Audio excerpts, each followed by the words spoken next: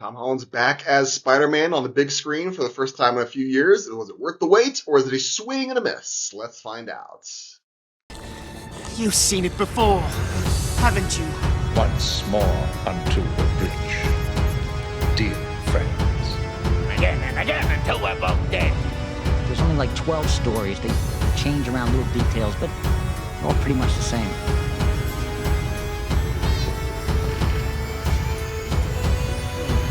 Deja vu.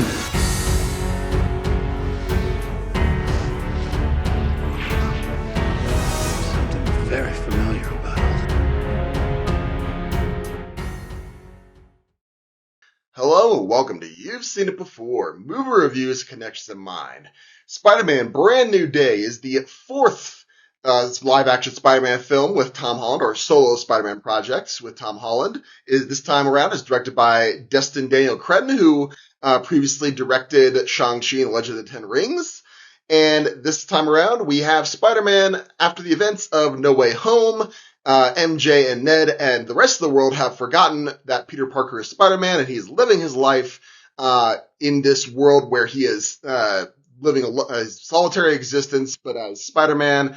And when a series of events takes place with a mutation in his powers, as well as a new enemy who could seemingly telepathically jump in from person to person, crops up on the scene. Spider-Man must swing in and save the day, all while protecting the people he cares about. Now, this video review will contain spoilers of Spider-Man Brand New Day, as well as certain other things. I'll be doing my spoiler-free thoughts first and foremost, though, but just so you know, there will be spoilers later on in this review. So first things first, let's get into some spoiler-free talk on Spider-Man Brand New Day. Is this a good Spider-Man movie? Is this worth the time in the theaters?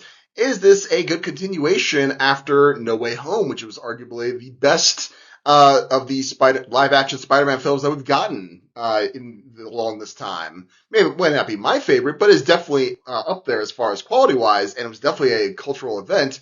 As a follow-up to that, I would say this does exactly what you expect it to. We see the implications of Spider-Man or Peter Parker, who is living with the knowledge that he can't of memories that no one else has. That he is, he sees his friends from afar who they're living their life without him, and it pains him. But he knows that he's trying to keep them safe because those who come near him are get into danger, and so we see those implications.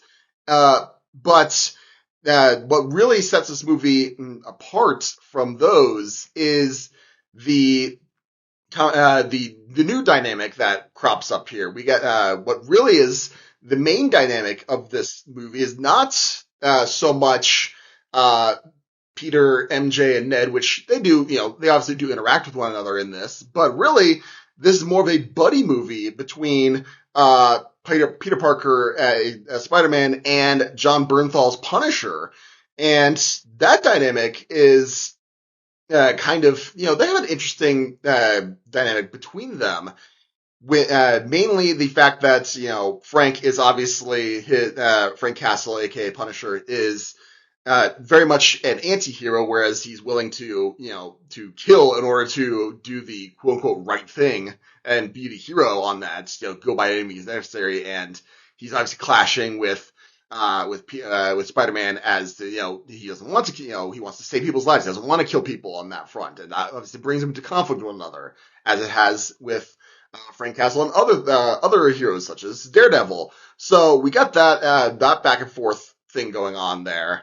And then we also have other characters crop up. One was already, I would say spoiled by the trailers of this. So, mild spoilers if you haven't seen the trailers, but we get, Mark Ruffalo back as Bruce Banner, aka the Hulk, and he is doing fine. He shows up, he plays a part, in about the midway point of the movie, but I don't know, that, he kind of just feels like an obligatory cameo at this point, almost like a reset, so to speak. We see him, go full on Hulk rather than smart Hulk. And, we've had him show up in Avengers Endgame. We've seen him in She-Hulk, but, this feels like almost a response to people who may not have been so enthralled by those developments in the Hulk character, and they want to get him back to Hulk as an antagonist kind of Hulk. And we do get that, and that is kind of cool. That's arguably probably the biggest set piece of the movie. And that's sort of a problem with this, because the biggest and probably more memorable set piece that you have is in probably roughly the halfway point. Then you still got the finale to go, and the finale is less by comparison. And that's sort of a, when you peak peak at the midway points, that, that means you're doing something's off on that.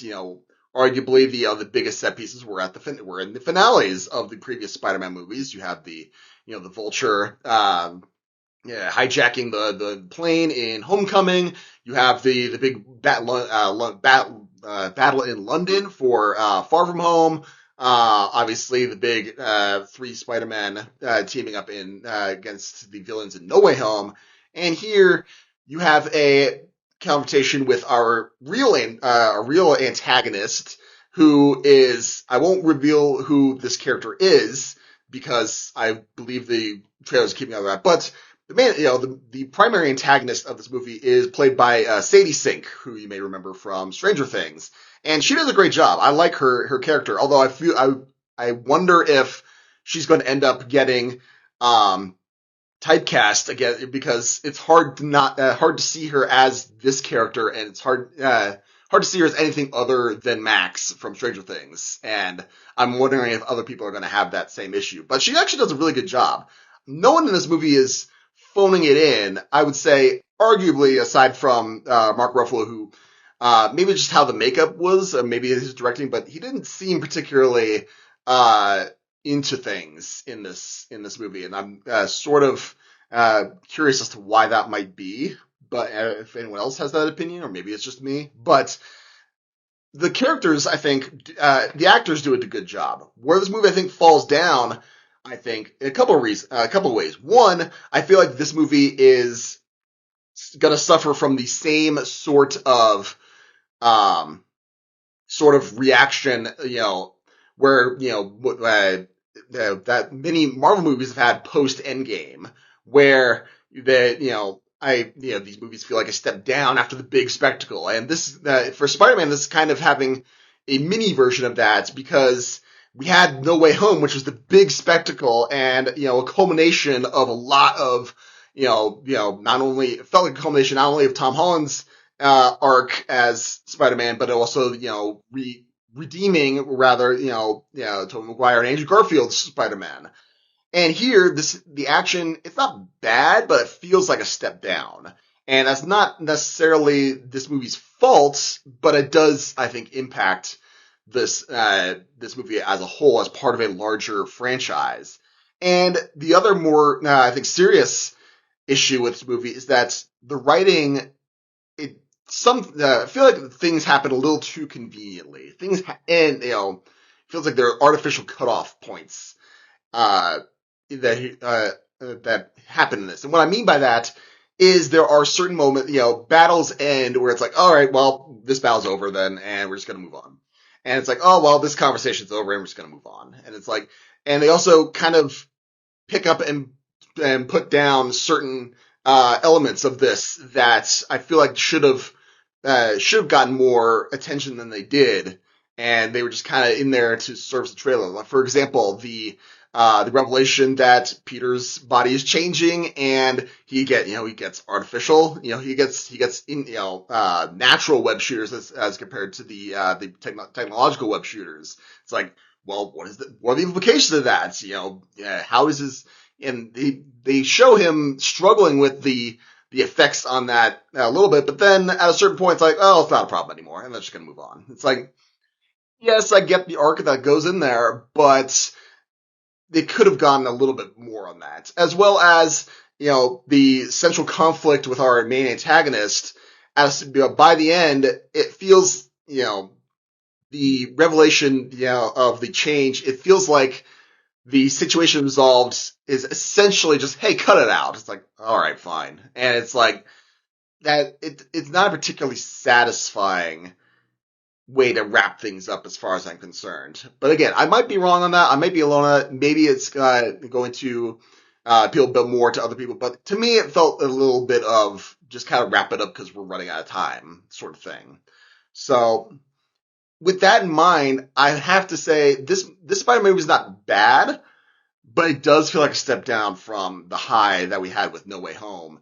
And it's not necessarily this movie's fault, but I think that this one is not going to be as rewatchable in the future as some of the other Spider-Man movies that we've had prior. So if I was going to give Spider-Man Brand New Day a letter grade, I would say this lands it as a B.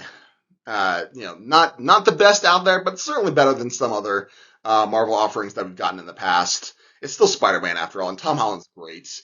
And if I was going to weigh this in on the scale of unoriginality, I would say this weighs in at less than original. You've seen it before, but it could be worse. And speaking of you've seen it before, let's leave the world of spoiler free and dive into some spoiler talk on Spider-Man Brand New Day, as well as other things. Let's talk about certain plot developments and character arcs that may seem familiar to you and where you may have seen them before. So this, as with many comic book movies that we've gotten here, they start to repeat certain arcs, certain things. And with Jean Grey, as, Sadie Sink's Jean Grey at this point, she's got these powerful psychic powers. And the whole third, the finale revolves around her, emanating a psychic event that freezes people in place in a large group of things, about a kilometer around Roosevelt Island there. This would be really cool if we didn't already see it in Logan. And I feel like that took a lot more advantage of that situation than this did. That, to me, that whole situation just kind of felt like artificial stakes to a certain extent. Like, oh, well, we got to stop her from doing it. All right, well, she can do this, but it doesn't really affect anything going on this. So I felt like that could have been either explored a little better. I think Logan did it better, is my point on that. And all other comic book tropes that we've gotten here. People on my channel may recognize I'm a big fan of Marvel's Agents of S.H.I.E.L.D. And there's a couple of arcs that were done prior on Agents of S.H.I.E.L.D. that this movie explores. One is in the Agents of Hydra arc, season 4, where the team is in the framework. They've had their memories suppressed, and they don't remember who they are. They don't remember this other world, and the Simmons and Daisy have to go into the framework and remind us, like, oh, well, you don't remember me, but this is what it is, and this is how things go, and people are reminiscent, especially by the end. One episode where Daisy triggers a memory in Coulson, and he finally recognizes him. Very reminiscent of the final shot of this movie, where Peter and Ned do the handshake, and Ned realizes, like, it's Peter. And it's like, I kind of like that just because you can take that two different ways. One is he actually remembers it all the way, or because he makes a connection that he remembers that MJ called him Peter before he swung out. So then it's like, oh, you're Peter. It's like, oh, you're Peter. And it's like, you could have, you can take that two different ways. I'm sure that'll depend on what the studio wants going forward. That leaves the door open or closed depending on how they want to proceed going forward. And then the second Agents of S.H.I.E.L.D. connection that we've got here is the dealing with the inhibitor, the reducing your powers sort of thing. Now you can point to X-Men: The Last Stand as the mutant cure and something like that. But to me, this since we're talking about a device that inhibits powers, I'm thinking of Agents of S.H.I.E.L.D. season 5. Where in the future you have the technology to suppress inhuman powers, and then there's the debate of Daisy trying to, it's like, oh well, I can't quick the world apart if I don't have my powers, and I have to keep it on, and I'm a danger to this, but then no, we have to turn it off to do it. So there's that element on this, and then finally, more a general story trope that I noticed in this is that, you have the big twist, I guess, as you will, that Jean Grey's really, she's an antagonist, but she's not the villain because the Department of Damage Control kidnapped Jean Grey's sister and experimented on her and killed her on that front. And, it turns out, oh, well, we thought that they were, the twist of, oh, well, she wasn't a bad guy. She was, the villain, the true villains were the people we were working for all along. And there's so many other movies that have done this in the past. The one that popped into my mind is Oblivion, actually, with Tom Cruise's character. He thinks he's performing a mission. He's dealing with this mysterious threat, but it turns out, oh no, the mysterious threat are humanity, and they're the victims, and the people who he thought he was working for the whole time are actually the bad guys this whole time. So, like I said, that trope's been done in countless times. That's just the example that popped into my head. Overall, I gotta say, this movie is not, again, like I said, it's not bad. It's just, it didn't, I felt whelmed. I wasn't leaving this movie thinking, this is the greatest thing ever. I'm so satisfied with it. But I'm also leaving thinking that this is the worst thing ever made. It's just kind of like, it is. It is. So, those are my thoughts on Spider-Man Brand New Day. What did you think of it? Did you like it? Did you not like it? What about my analysis? Do you agree, disagree? Did I miss something? Let me know in the comments down below. Thank you so much for watching. I appreciate whatever audience I can get. Be sure to look for my next movie review, which, if the schedule holds, my next one is scheduled to be Coyote vs. Acme, the controversial, long-awaited Coyote vs. Acme, which comes out August 28th, I believe. So be sure to look for that. And if you like this video or any other video on my channel, please give me a like, share, and especially subscribe. I would very much appreciate it.